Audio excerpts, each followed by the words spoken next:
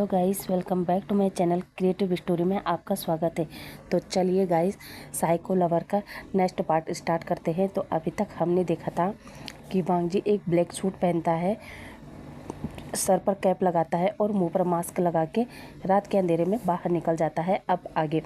अब हम कुछ देर बाद देखते हैं वांगजी उसी क्लब के बाहर पहुंच जाता है जहां विंग अपने दोस्तों के साथ बैठकर ड्रिंक कर रहा था। अब वांगजी उस क्लब के बाहर अपनी गाड़ी में बैठकर विंग के आने का इंतज़ार कर रहा था।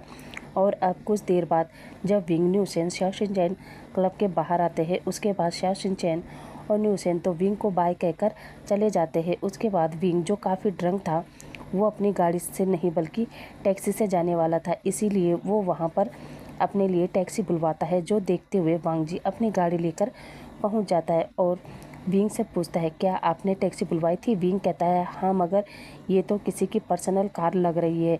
वांगजी कहता है, जी, दरअसल किसी कस्टमर ने पर्सनल कार हायर की थी और अब उन्हें ड्रॉप करके मैं घर ही जा रहा था, तभी आपने कैब बुक कर दी, इसलिए मैं पास ही था तो मैं आ गया। विंग कहता है, ओके, चलो ठीक है। उसके बाद विंग वांगजी के कार में बैठ जाता है और अब वांगजी कार चलाना स्टार्ट कर देता है। वहीं विंग तो पीछे सीट पर बैठे बैठे सो जाता है, जो देखकर वांगजी एक डेविल वाली स्माइल करता है और फिर खाली जगह देखकर गाड़ी रोक देता है। उसके बाद वो गाड़ी से उतरता है और अपनी जेब से एक रुमाल और एक शीशी निकालता है जिसमें क्लोरोफॉर्म था, और अब वो उस क्लोरोफॉर्म को रुमाल में डालता है और विंग के नोज पर रख देता है और फिर विंग बेहोश। उसके बाद वांगजी विंग को आराम से बैक सीट पर लेटा देता है और फिर अपनी गाड़ी को स्टार्ट करता है और सीधे अपने मेंशन पर आता है। उसके बाद वांगजी विंग को ब्राइडल स्टाइल में उठाता है और सीधे अपने कमरे में आकर उसको बेड पर लिटा देता है। उसके बाद अपने कबर्ड से हैंडकफ वगैरह निकालता है और विंग के दोनों हाथों को, पैरों को टाई करके उसके माउथ पर टेप लगा के उसके साथ उसे हक करके सो जाता है। अब करीब सुबह के 5 बजे विंग को होश आता है और वो खुद को इस हालत में देख के शॉक हो जाता है। उसके बाद वो चिल्लाना चाहता था, मगर माउथ पर टेप लगे होने के कारण वो चिल्ला भी नहीं पाता और केवल बेड पर लेटे लेटे करता रहता है और छटपटाता रहता है, जिस वजह से वांगजी की नींद टूट जाती है और वो फिर उठकर विंग को देखता है और पूछता है, क्या हुआ बेबी? अब जैसे ही विंग वांगजी को देखता है, वो शौक, उसकी आंखें बड़ी बड़ी हो जाती है। इधर वांगजी तो विंग से कहता है, अभी सो जाओ बेबी, वैसे भी मैं काफ़ी थका हूँ। ये सुनकर विंग फिर से छटपटाते हुए कर रहा था। तभी वांगजी कहता है, तुम क्या कह रहे हो? मुझे कुछ समझ नहीं आ रहा। इधर विंग, जो मन में वांगजी से कह रहा था, तुम्हारी हिम्मत कैसे हुई मुझे किडनैप करने की? तुम्हें तो मैं, लेकिन वांगजी को कुछ भी समझ नहीं आ रहा था। इधर विंग बहुत तेज छटपटा रहा था, जो देखकर अब वांगजी को गुस्सा आता है और वो ड्रॉर से गन निकालकर विंग के फोरहेड पर गन रखकर कहता है, चुप, एकदम चुप, और ये छटपटाना बंद करो। और हाँ, मैं जो पूछूं उसका जवाब सिर हाँ में या फिर ना में हिलाना, समझे? अब विंग, जो गन देखकर डर गया था, वो अब शांत होता है और वो अपना सिर हाँ में हिलाता है। उसके बाद वांगजी पूछता है, क्या हुआ? क्या तुम्हें कुछ चाहिए? विंग हाँ में सिर हिलाता है। वांगजी पूछता है, क्या? विंग कुछ इशारे कर रहा था, मगर वांगजी फिर नहीं समझता और वो खुद से ही पूछता है, क्या तुम्हें पानी चाहिए? विंग ना में सिर हिलाता है। वांगजी फिर पूछता है, खाना? विंग फिर हाँ ना में सिर हिलाता है। अब वांगजी कुछ सोचता है और विंग से पूछता है, क्या तुम्हें वॉशरूम यूज़ करना है? विंग अब हाँ में जवाब देता है। वांगजी कहता है, ओह। उसके बाद विंग तो आस लगाए बैठा था कि अब वांगजी उसका हाथ पैर खोल देगा, मगर विंग की उम्मीद तब टूटती है जब वांगजी उसे अपनी गोद में उठाता है और वॉशरूम में ले जाकर उसकी पैंट को खोलकर नीचे करते हुए कहता है, लो, अब कर लो जो भी करना है। विंग तो वांगजी की इस तरह की हरकत देख शौक। उसके बाद विंग टॉयलेट करता है। उसे काफ़ी शर्म भी आ रही थी, मगर वो इस समय कुछ नहीं कर सकता था। वहीं विंग जब टॉयलेट कर लेता है, उसके बाद वांगजी फिर से उसे पैंट पहनाता है, अपनी गोद में उठाता है और वापस से बेड पर लाकर बिठा देता है। उसके बाद विंग से कहता है, अब सो जाओ, क्योंकि मेरे कॉलेज जाने में अभी काफ़ी टाइम है, इसलिए मैं फिर से सो रहा हूँ। इतना कहकर वांगजी फिर से लेट जाता है, जो देखकर पहले तो विंग शॉक और वो कुछ देर तो कुछ सोचता है और फिर से छटपटाना चालू कर देता है, जो देखकर वांगजी सो नहीं पाता। वो उठकर विंग के फोरहेड पर फिर से गन रखता है और पूछता है, अब क्या हुआ? हाँ, क्यों छटपटा रहे हो? विंग फिर से घबरा जाता है और अब वो विंग के माउथ से थोड़ा सा टेप हटाकर पूछता है, अब कहो क्या हुआ? तभी विंग कहता है, बच्ची ये तुम क्या कर रहे हो और तुमने मुझे किडनैप क्यों किया? जो सुनकर वांग जी कहता है, क्योंकि मैं तुमसे प्यार करता हूँ, और दूसरी बात मैं तुम्हें बताना चाहता था कि मैं बच्चा नहीं हूँ। और हाँ, अब तुम जितना चिल्लाना चाहते हो चिल्ला सकते हो, क्योंकि ये रूम साउंड प्रूफ है। यहाँ से आवाज़ बाहर नहीं जाएगी और कोई भी तुम्हारी आवाज़ सुनकर तुम्हारी हेल्प को नहीं आएगा, क्योंकि ये पूरा मेंशन खाली है।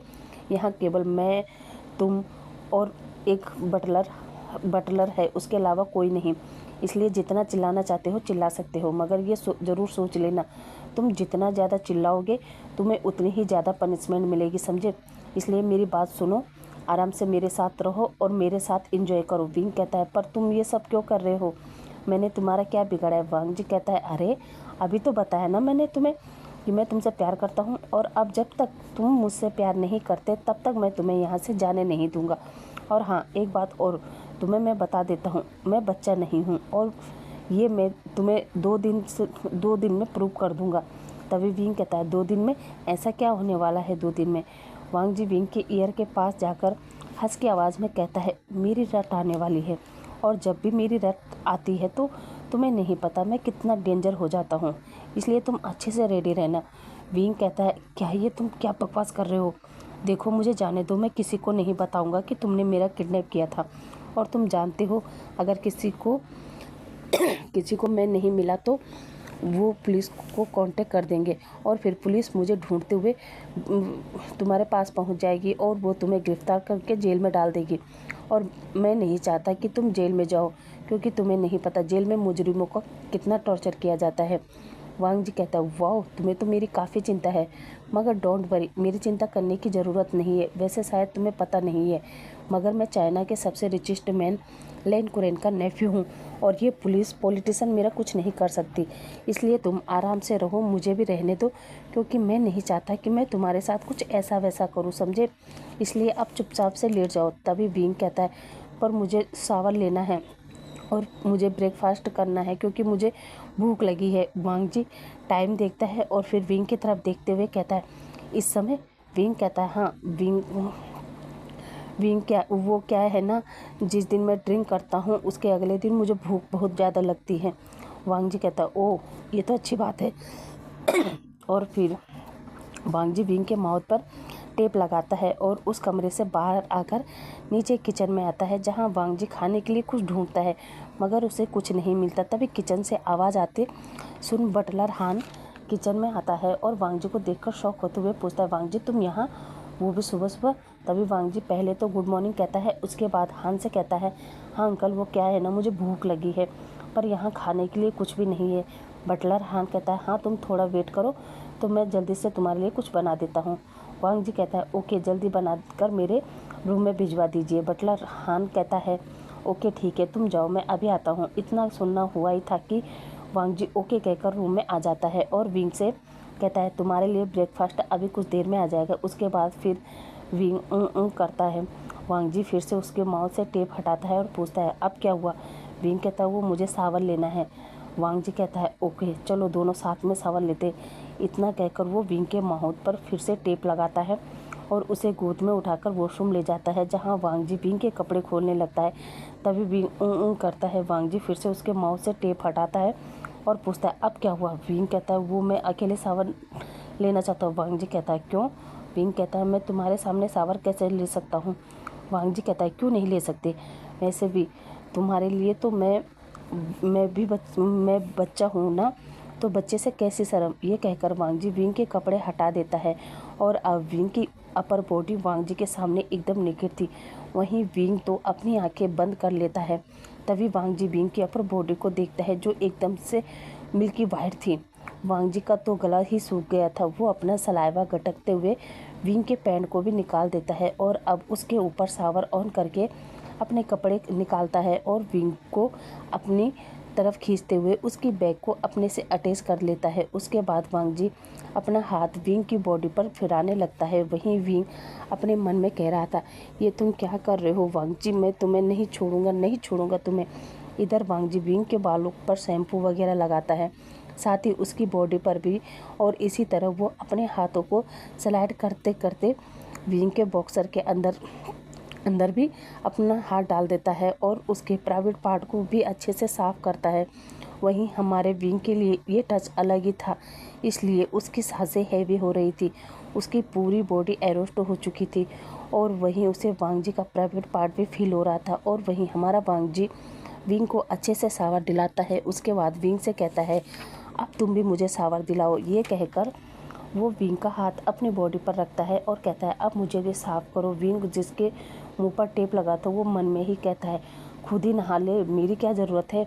इधर मजबूरन विंग को वांग जी की बात मानना पड़ता है और वो वांग जी की बॉडी को देखते हुए उसके बॉडी पर हाथ फिराने लगता है।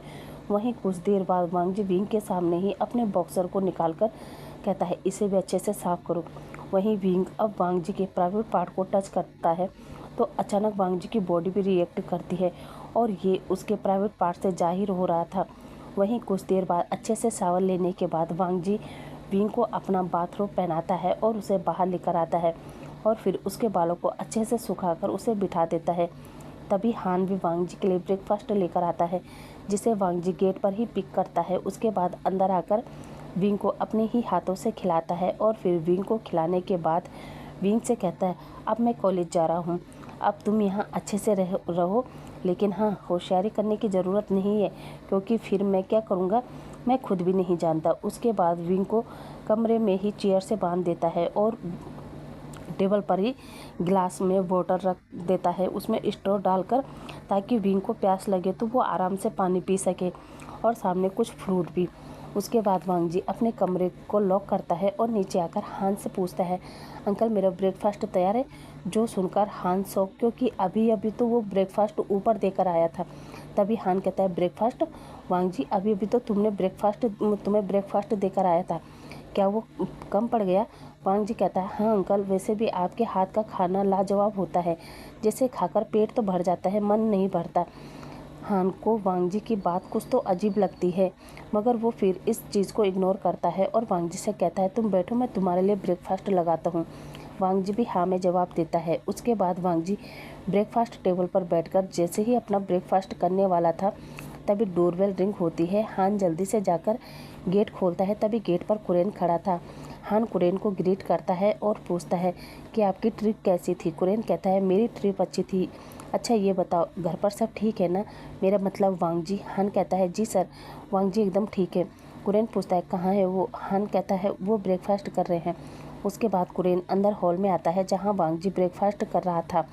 तभी वांग जी अपने अंकल को देखकर शौक, लेकिन फिर भी वो हिचकिचाते हुए कुरेन को बो करता है और पूछता है, अंकल आप अचानक यहाँ? कुरेन कहता है, हाँ वांग जी, क्या हुआ? क्या मैं अपने घर नहीं आ सकता? वांग जी कहता है, नहीं नहीं अंकल, वो बात नहीं है। वो क्या है ना, आपने आने के बारे में कुछ बताया नहीं था ना, इसलिए। कुरेन कहता है, हाँ वो सब छोड़ो, ये बताओ तुम्हारे एग्ज़ाम कैसे गए? वांग जी कहता है, अच्छे गए हैं अंकल। कुरेन कहता है, गुड, अब तुम कॉलेज जा रहे हो? वांग जी कहता है, जी अंकल, बाकी कहाँ जाऊँगा। और फिर अपने अंकल को बाय कहकर कॉलेज निकल जाता है। जहाँ पहुँचकर वांग जी के फ्रेंड वांग जी से पूछते हैं कि वो 2 दिन से कहाँ था और वो हमारा फ़ोन पिक क्यों नहीं कर रहा था। जो सुनकर वांग जी कहता है, अरे यार वो मैं बिजी था इसलिए। तभी वांग जी के फ्रेंड कहते हैं, चलो अच्छा है। उसके बाद वो लोग क्लास में चले जाते हैं, जहाँ सोंगलेन वांग जी से पूछता है, क्या वो विंग से मिला? वांग जी कहता है। सोंगलेन वांग जी से पूछता है कि विंग ने उसे क्या कहा। जो सुनकर वांग जी कहता है, उन्होंने मुझे देखकर मना कर दिया। सोंगलेन कहता है, मैं जानता था वांग जी, क्योंकि वांग जी मैं तो पहले से ही जानता था कि विंग तुम्हें देखकर कभी भी तुम्हें डेट नहीं करेगा, ना ही तुम्हारे प्रपोजल को एक्सेप्ट करेगा, क्योंकि वांग जी कहाँ वो 30 साल के ओमेगा और कहाँ तुम 20 साल के अल्फ़ा। वो तुम्हें कोई भी इंटरेस्ट नहीं दिखाएगा। वांग जी कहता है, वो मुझ में ज़रूर इंटरेस्ट दिखाएगा और मैं भी जब तक उन्हें नहीं पा लेता मैं तब तक चुप नहीं बैठूंगा। ये कहकर वांग जी वहाँ से निकल जाता है और फिर कॉलेज से सीधा वो एक मॉल आता है, जहाँ वो विंग के लिए कुछ कपड़े लेता है, कुछ खाने पीने का सामान लेता है और फिर वापस आता है। जहाँ आते ही कुरेन वांग जी से पूछता है, ओह तुम आ गए, और ये क्या है तुम्हारे हाथ में? वांग जी वो पैकेट देखकर कहता है, कुछ नहीं अंकल, वो मैंने अपने लिए थोड़ा सा शॉपिंग की है।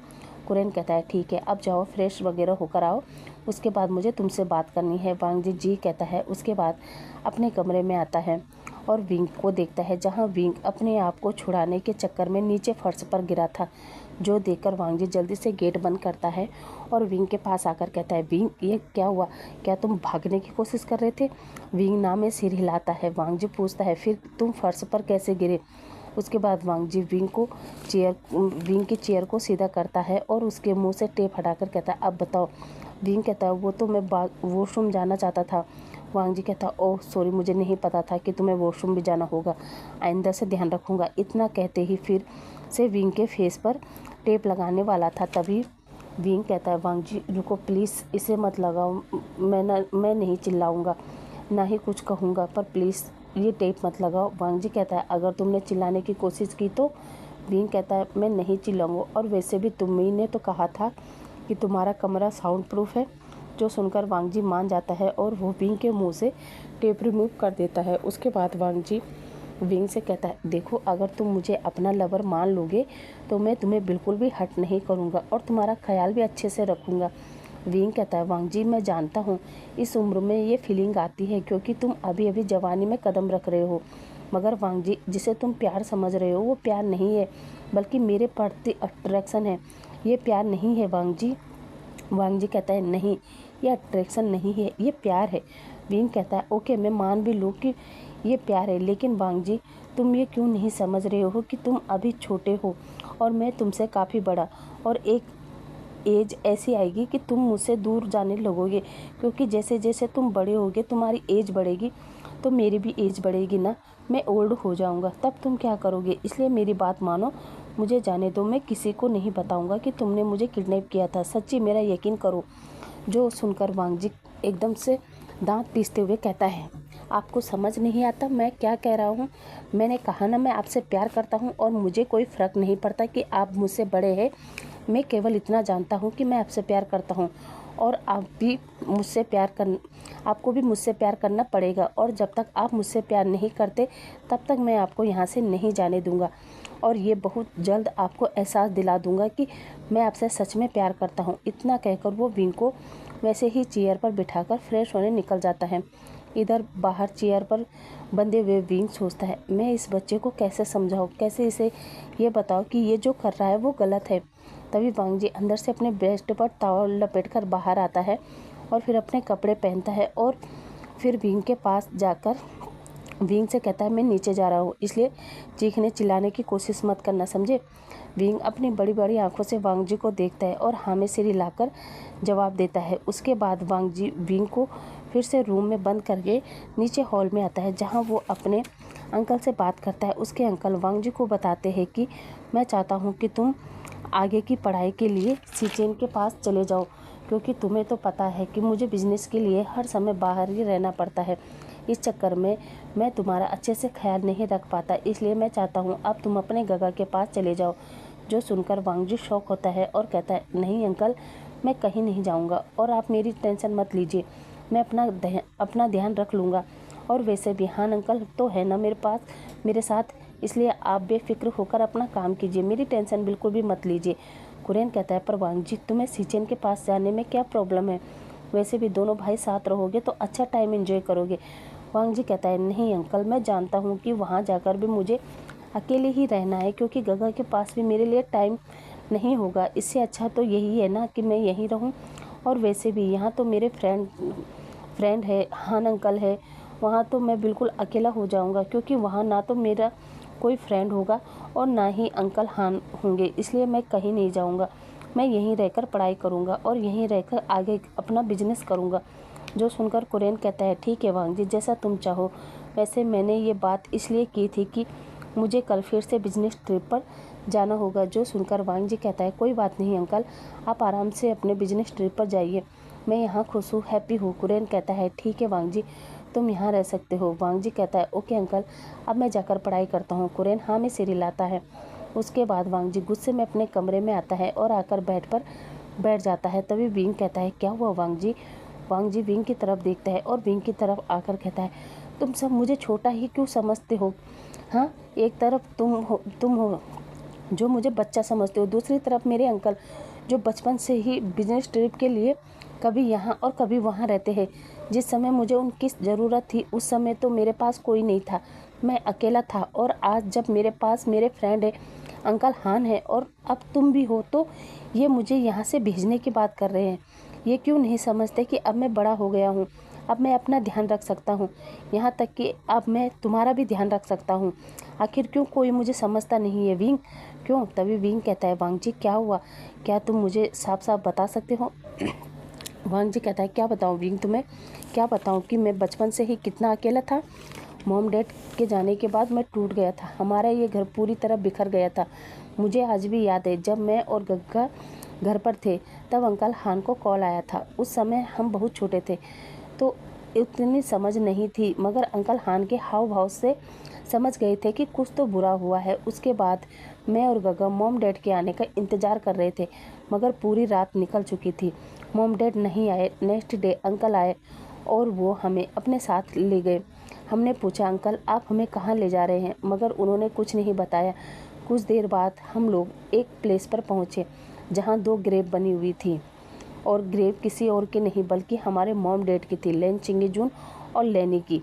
हम दोनों भाई ये देखकर पूरी तरह टूट चुके थे। उसके बाद अंकल हम सबको चाइना ले आए, क्योंकि अंकल यहाँ चाइना में हमारा बिजनेस संभालते थे।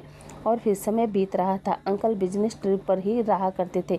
देखते ही देखते जैसे ही गग्गा 15 साल के हुए, उन्होंने अंकल से कहा कि वो यहाँ नहीं रहना चाहते, वो वापस अमेरिका जाना चाहते हैं। अंकल ने काफ़ी मना किया कि नहीं, वहाँ तुम अकेले कैसे रहोगे, मगर गग्गा ने अंकल की बात नहीं मानी और उन्होंने अमेरिका जाने की जिद नहीं छोड़ी।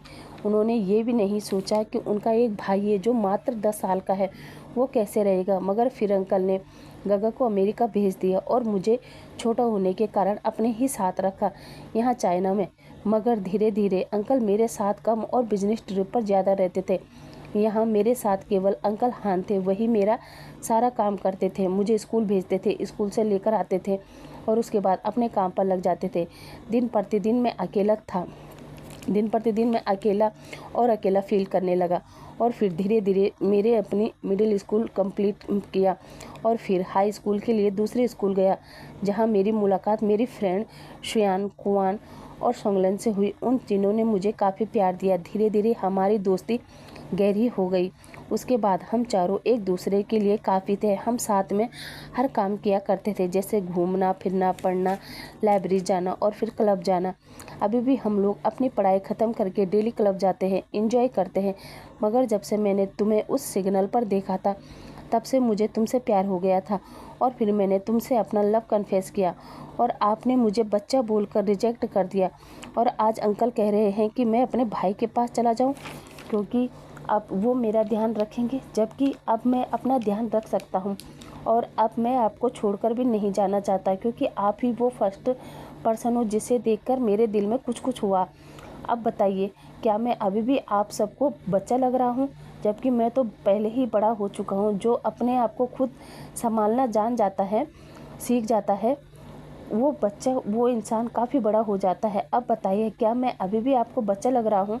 क्या अंकल को भी मैं अभी बच्चा लग रहा हूँ? इधर विंग वांग जी की बात सुनकर मन में सोचता है, इसके साथ इतना कुछ हो गया है, इसलिए ये ऐसी हरकत कर रहा है। इसे समझ ही नहीं आ रहा है कि ये अट्रैक्शन को प्यार समझ रहा है और मुझे इसे समझाना होगा, वो भी प्यार से, ताकि ये समझ जाए। अब हम सीधा नाइट का समय देखते हैं, जहाँ वांग जी नीचे आकर अपने अंकल के साथ बैठकर डिनर करता है। उसके बाद अंकल को गुड नाइट कहकर अपने रूम में आता है, जहाँ विंग अभी भी चेयर से बंधा हुआ था और अब विंग चेयर पर बैठे बैठे काफ़ी थक गया था। उसके बाद वो वांग जी से कहता है, वांग जी मैं सुबह से यहाँ बैठे बैठे थक गया हूँ, क्या तुम थोड़ी देर के लिए मेरे हाथ पैर खोल सकते हो? वांग जी कहता है, नहीं बिल्कुल भी नहीं, वैसे भी हाथ पैर खोलने की क्या ज़रूरत है, अब तो तुम वैसे भी मेरे साथ बेड पर सोने वाले हो। विंग कहता है, क्या? नहीं वांग जी। वांग जी पूछता है, क्यों, क्या हुआ? हम कल भी तो साथ सोए थे ना? विंग कहता है, हाँ सोए थे, मगर कल मुझे पता थोड़ी था कि मैं तुम्हारे साथ सो रहा हूँ। वांग जी कहता है, तो आज भी यही समझ लो। उसके बाद वांग जी विंग से कहता है, चलो पहले शावर ले लो, उसके बाद मेरे साथ बेड पर चलो। इतना कहकर वो विंग को चेयर से उठाता है। उसके बाद वॉशरूम में जाकर विंग के साथ शावर लेता है, जहाँ दोनों के ही टच से दोनों की ही बॉडी हॉट हो रही थी, मगर फिर भी दोनों कंट्रोल कर रहे थे। उसके बाद वांग जी विंग को बाहर लाता है और उसके लिए जो नाइट सूट लेकर आया था उसे पहनाता है और अपने बेड पर लेटा देता है, और फिर खुद भी दूसरी साइड आकर विंग को हग कर लेता है। विंग ये देखकर वांग जी से पूछता है, वांग जी ये तुम क्या कर रहे हो? वांग जी कहता है, क्या कर रहा हूँ, तुम्हें हग करके सो रहा हूँ। विंग कहता है, क्या तुम थोड़ा दूर नहीं सो सकते? वांग जी अब उठकर बैठता है और पूछता है, क्यों, क्या हुआ? विंग थोड़ा ऑकवर्ड सा होकर कहता है, नहीं वो क्या है